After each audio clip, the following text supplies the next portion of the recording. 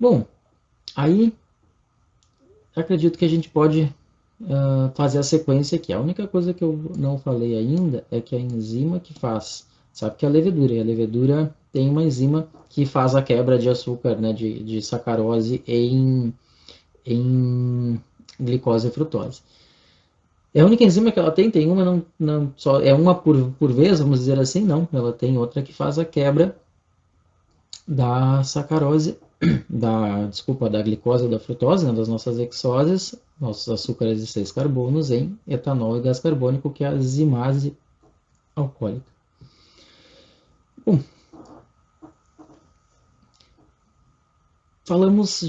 deixamos várias verdades provisórias para trás, né? Já sabemos aí que açúcar que a gente usa, tudo isso que eu acabei de dar uma revisada rápida, mas a gente ainda não desvendou uma, que a fermentação alcoólica gera apenas, então somente, etanol e gás carbônico.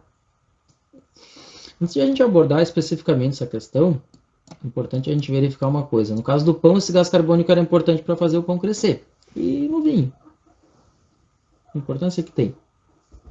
Ou na bebida alcoólica, no geral.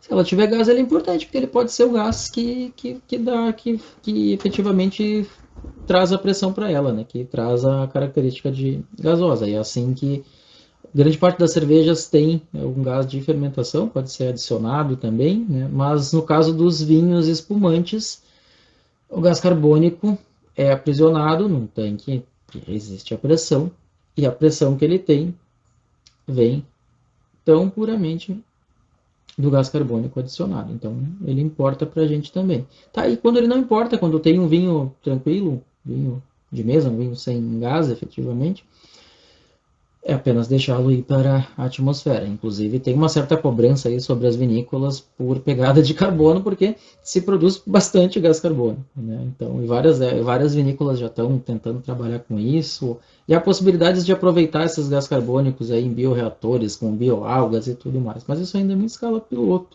Mas, de fato, a gente, infelizmente, costuma mais reagir do que ter comportamentos prévios aí e, por exemplo, já aproveitar esse gás carbônico aí em bioreatores e poder aí fazer produtos agregados e muito mais do que produtos agregados, evitar que o próprio meio ambiente sofra à medida que eu disperso muito gás carbônico. Um dia talvez a gente chegue lá.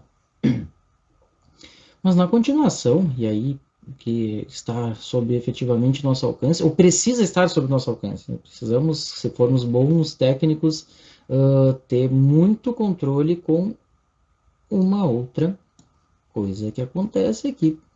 Lembram como é que trabalho e energia na física? É quase isso que acontece aqui. Veja só, quando a gente consome. Lembra que a fotossíntese não, você pegava e grudava uma coisa com a outra assim, então um Lego, encaixou bonitinho. Não, precisava de muita energia solar para fazer essa conversão de gás carbônico e água em glicose e frutose. Ou seja, essa molécula é altamente energética. E diga-se de passagem, é por isso que o carboidrato, né, os açúcares, são nossa fonte preferencial e fácil de energia.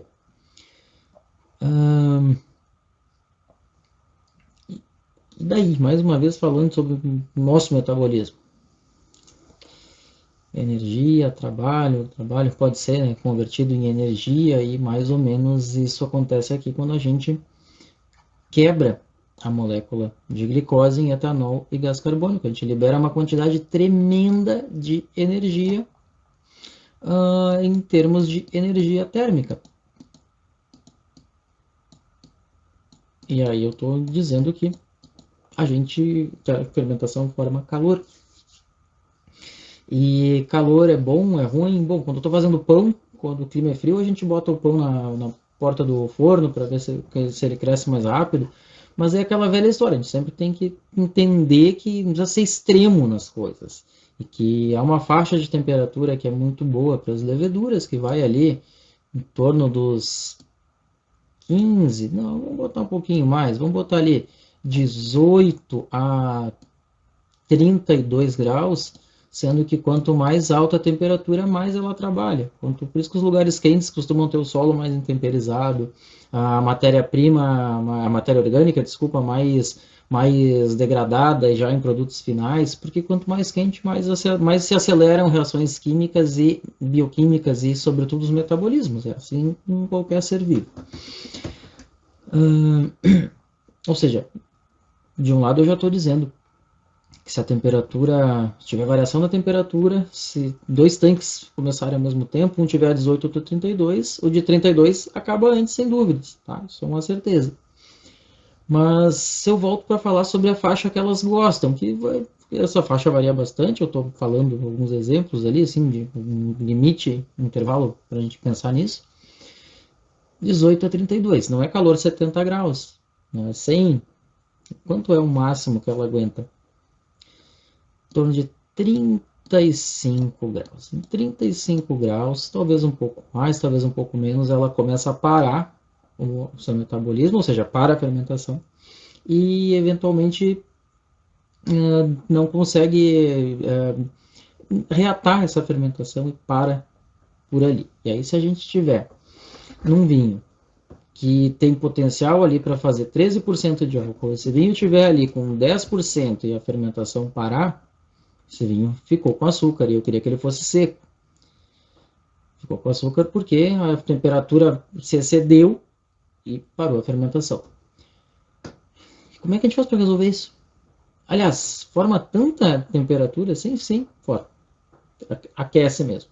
Controle de temperatura. Tá? Isso é fundamental para a gente saber que não tem como fazer vinho sem ter algum controle de temperatura.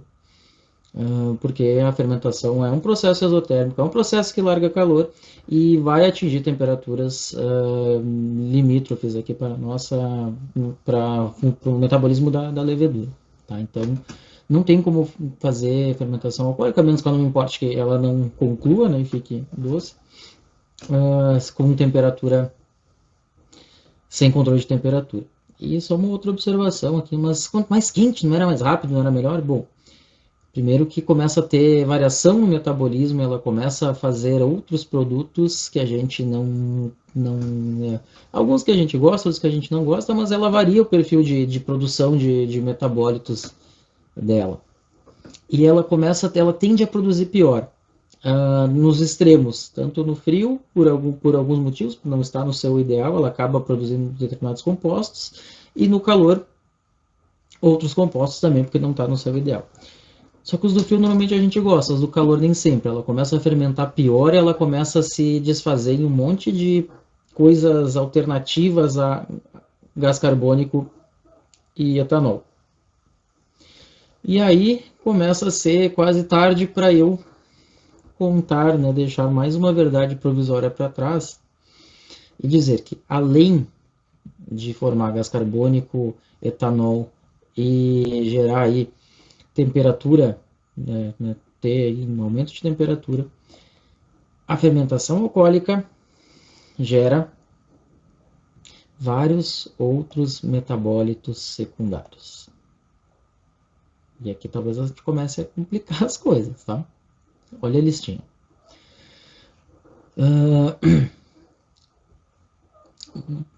O que interessa isso? Já vamos chegar lá. Primeira coisa que é importante dizer, nem todos eles são formados, porque eu tinha dito que era uma verdade provisória, que gás carbônico, que açúcares, né, glicose e frutose geravam só etanol e só gás carbônico, mas elas geram outras coisas. Mas a gente viu ali, numa conta meio grosseira, que metade virava etanol, outra quase metade virava gás carbônico. E há perdas, né, de calor aí pela energia dissipada. Era 0,5, 0,49, quer dizer que era 0,99.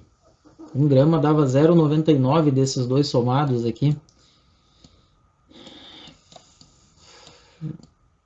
O que 0,01 faz de diferença na vida de um sujeito? Isso aqui vamos traduzir em dinheiro, 1 centavo, né? Que nem existe mais a moedinha. Quanto vocês enriqueceram na vida por causa de 1 centavo? Quanto que 1 centavo foi importante na vida de um ser humano? Ao menos que ele tenha achado assim trilhões de 1 centavo. Aí a gente precisa saber que fermentação não é tem muita matemática, mas não é uma matemática pura. Matemática pura, eu digo, não é pura matemática. É importante a gente ver e descobrir que esse 0,01 grama de outras coisas um bom tanto delas são esses compostos. Tá, tudo bem, mas continuou sendo um pouquinho de um montão de coisa. O que esse pouquinho de um montão de coisas faz? Não deve ser muito, né? Bom, daí primeiro a gente tem que pensar que, lembra que o volume de etanol e de gás carbônico eram bastante diferentes. Algo parecido acontece aqui. As quantidades que se formam aqui são quando muito, em miligramas por litro, tá? Isso é um M, desculpe. Era para ser um M assim. Quando muito, em miligramas. Mas normalmente em nanogramas, em microgramas e mesmo em picogramas e coisas menores ainda. Daí eu passo a esculhambar mais ainda o assunto. Quer dizer, tá me dizendo que não, é muito óbvio, né? Porque se apenas 1 grama dá um montão de coisa, e eu tô só botando as famílias, tá? Não tô botando os compostos. As compostos aí davam uns não sei quantos slides, daria muita coisa.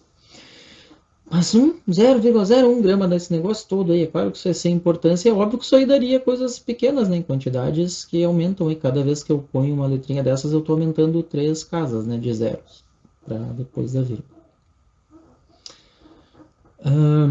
Aí, volto a dizer, nosso assunto aqui não é matemático, nosso assunto aqui não é quantidade, mas qualidade.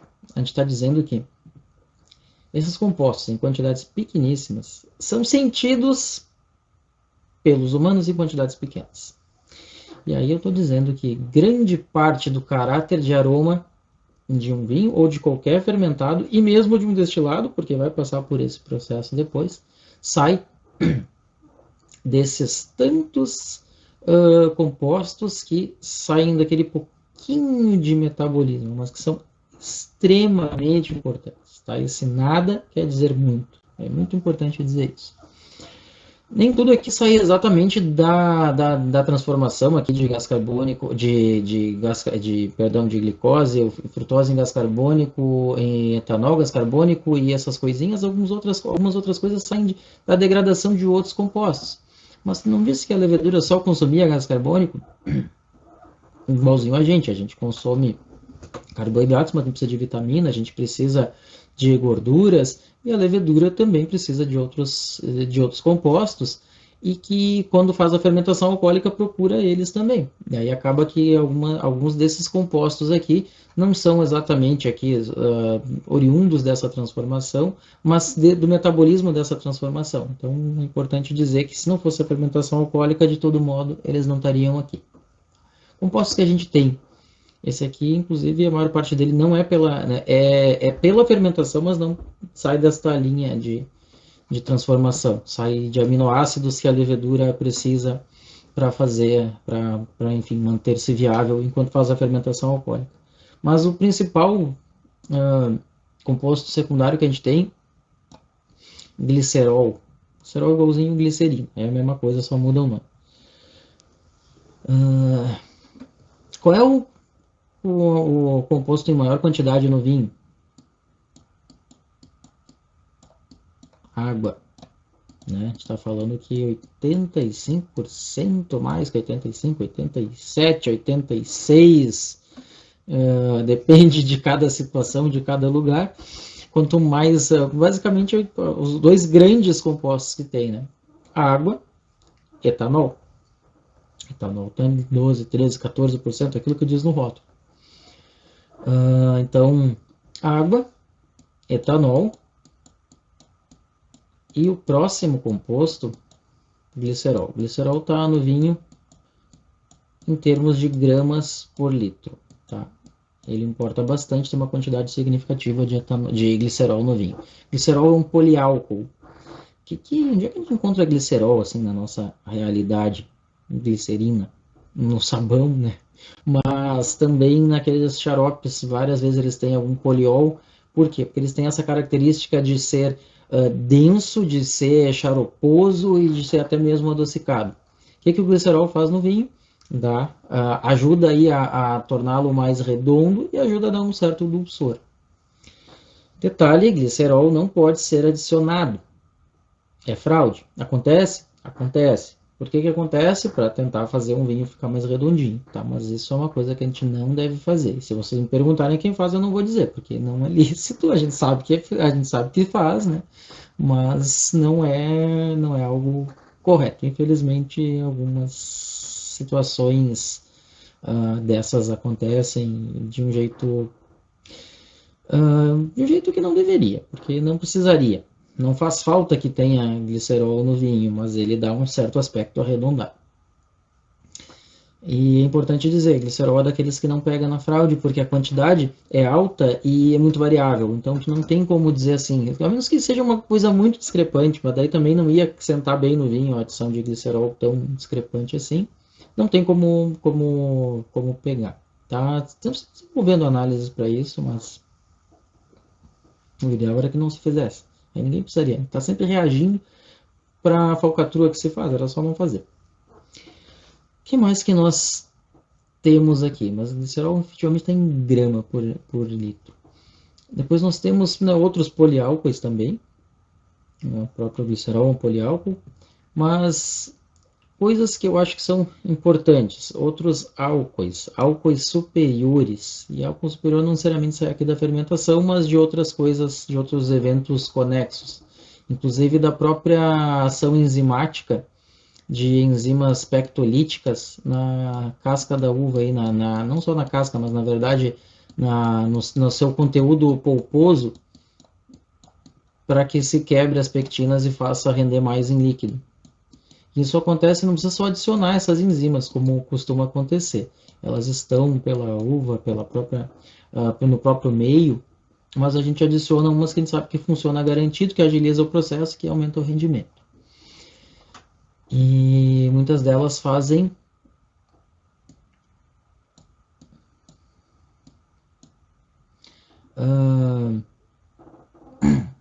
desculpem, eu tô pensando numa coisa e falando em outra. E eu mesmo antes fiz um retrospecto dizendo que, lembra que metanol era que etanol era 2 carbonos. Eu tô pensando em metanol. Por favor, ignorem que eu disse que isso era algo que eu estava falando sobre álcoois superiores. Depois a gente volta para eles.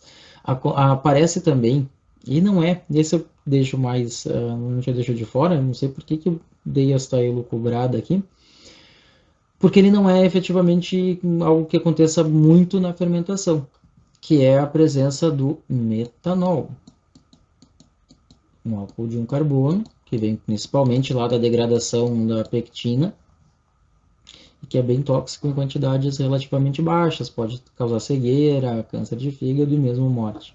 Tá? Há uma conversa que as variedades americanas têm mais metanol, ela é verdadeira, mas não faz o menor sentido não tomar vinho de variedade americana para o metanol, porque o metanol que tem no vinho, que é muito maior do que nas variedades europeias, para te fazer algum mal, teria que tomar um garrafão, e aí o que te fez mal antes do próprio metanol foi o etanol. Então é irreal falar sobre isso, é importante dizer que esse metanol aparece no suco de uva também, à medida que as enzimas pectolíticas agem lá, inclusive até com mais energia para poder fazer aquele líquido denso, cheio de açúcar, ter um bom rendimento, tá? Na extração dele na uva. Mas desculpem a confusão que eu fiz aqui, vamos voltar a falar aqui. Eu disse, não, mas superior não tem sentido, porque álcool superior, e aí quando eu fui conceitual, eu disse, opa, eu acho que eu errei. Álcool superior, lembra? 1 era metanol, 2 era etanol. O que é superior? Tudo que tenha mais que 2, tá? Não são poliálcoois são os que têm mais que uma função alcoólica, eles têm um só, mas eles têm maior número de carbonos na cadeia. E Qual que é a importância deles? Eles são precursores de aromas, por enquanto eu vou deixar assim. E eles podem ter aromas desagradáveis se tiverem uma quantidade muito grande. Mas a gente tem também produção de ácidos orgânicos. Tem ácidos na uva, mas há ácidos que são formados na fermentação. E aí, lá pelas tantas, não sei se a gente lembra ainda, mas lá na química orgânica a gente aprendia reações orgânicas, esterificação, álcool mais ácido orgânico dava um éster, tá? Basicamente, vamos lá, um ácido orgânico se caracteriza por ter uma dupla ligação no oxigênio, mais uma hidroxila aqui assim, e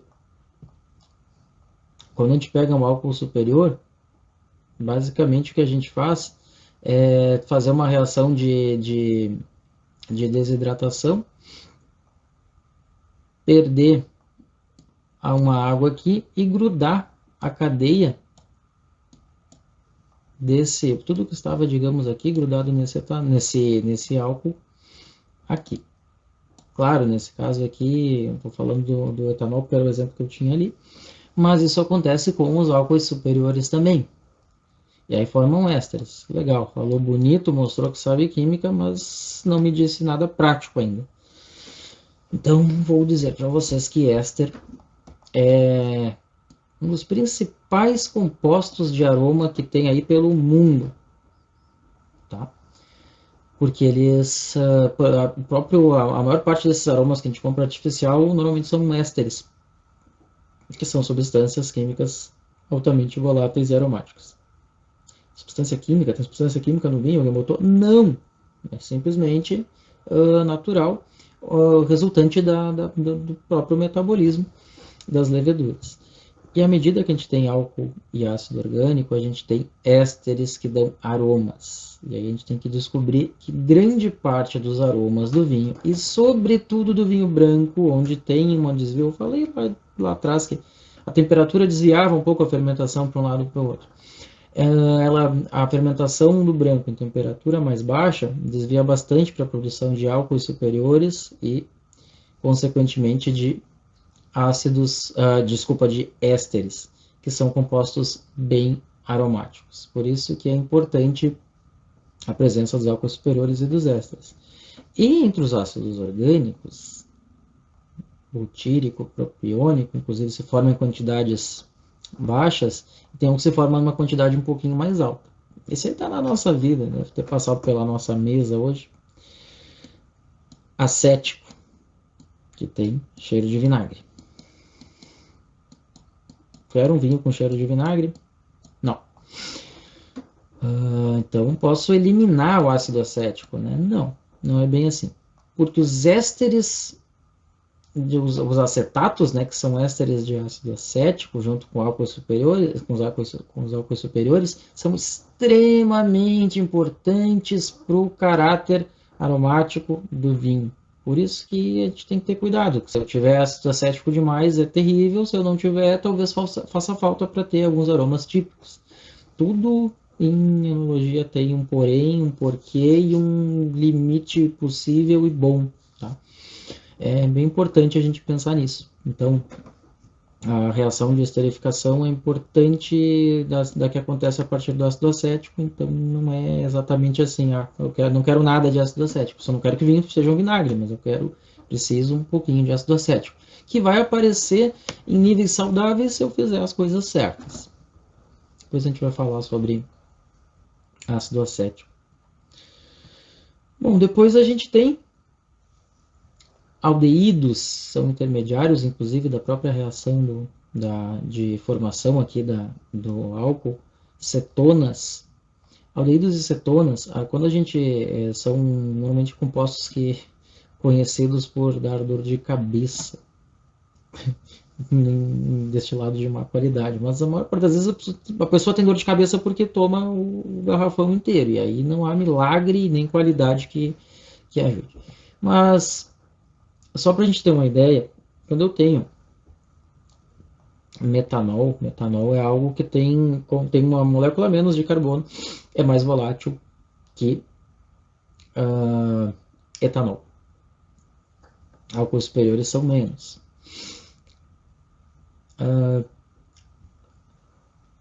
Aldeídos e cetonas também tem pontos de evaporação, temperaturas de ebulição, efetivamente, e por consequência de evaporação, diferentes. E aí vem uma conversa que a gente fala e escuta falar, que não é exatamente em fermentados, mas em destilados, que a gente tem que separar frações. É como se eu tivesse um inteirão, assim, tudo isso aqui é o que eu posso destilar, isso. Eu pegar o vinho com 12%, eu podia tirar 12%. Só que dentro desses 12%, tem um começo que a gente chama de cabeça e tem um fim que a gente chama de cauda. E o que a gente se interessa é pelo coração. Não vou entrar nesse assunto com grande profundidade agora. A única coisa que eu quero dizer é que a necessidade de fracionar a destilação se dá sobretudo por isso aqui. Ou seja, a gente precisa saber disso, sim. Isso é importante, a gente precisa saber porque isso aqui dá características sensoriais para o vinho, dá características sensoriais para os destilados, é o que a gente chama de congêneres, essas coisas não álcool, e que precisam, se tiverem muito, são tóxicas, se tiverem pouco, deixam a bebida sem graça. E é assim, basicamente, se classificam as bebidas, classificam não, mas se permitem teores diferentes para uma outra bebida à medida que esses compostos sejam mais ou menos importantes para sua característica sensorial. Então é importante sim a gente saber dessas coisas. E além disso, alguns compostos sulfurados também não são exatamente resultado da fermentação alcoólica aqui, de degradação de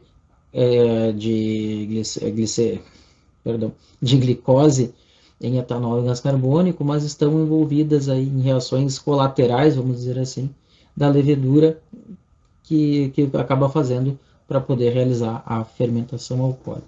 Então, desse jeito a gente consegue olhar e pensar de uma forma global na importância da fermentação alcoólica. E a gente consegue, é um assunto difícil, duro, mas que eu particularmente acho legal, não acho assim, acho ele muito óbvio. A verdade é que a gente, se tivesse escutado os professores quando diziam, um dia vocês vão ver isso, para que precisa, professora? Na vida, aquela resposta clássica, né? E aí a gente vai resolver brincar de conhecer vinho e dar de cara com o quê? Física, química e biologia.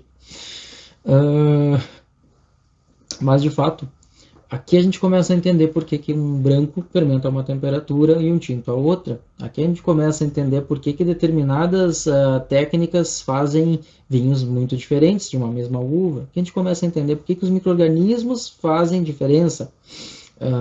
E aí entra, inclusive, na polêmica se deveria adicionar ou não, se isso traz mais ou menos tipicidade.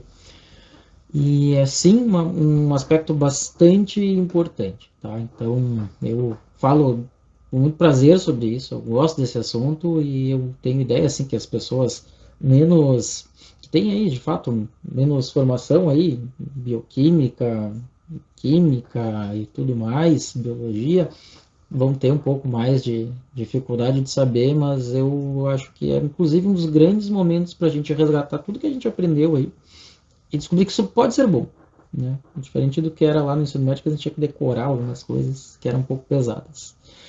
Mas, efetivamente, sobre fermentação alcoólica, né, são esses os pontos que eu tinha para dizer. Se eu tiver esquecido de alguma coisa, eu tento complementar, mas acredito que essa é a ideia principal para a gente entender qual a importância desse processo no vinho, que é muito mais do que fazer o vinho virar vinho, e do que fazer ele ter algo de 12%, né, algo que é 12, 13, 14% da sua constituição. Gera outro que glicerina aí, que vai mais uns bons porcentos, mas muito mais do que isso, né, gera várias características importantes do vinho, e mesmo do destilado de vinho, quando for ser feito. Então, É essa a mensagem que a gente quer passar nesse primeiro olhar sobre fermentação, né, que é sobre a fermentação alcoólica. Só para encerrar, antes que eu esqueça, esse gás carbônico ele pode restar de uma única fermentação e ele pode acabar sendo feito de uma segunda fermentação alcoólica provocada, não tem a menor distinção. A única coisa é que quando a gente já tem um meio com álcool e provoca uma segunda fermentação, a levedura trabalha um pouco pior. E nem sempre a mesma Saccharomyces daria conta. E aí normalmente a gente tem outras cepas ou mesmo outras espécies de leveduras para poder fazer essa transformação.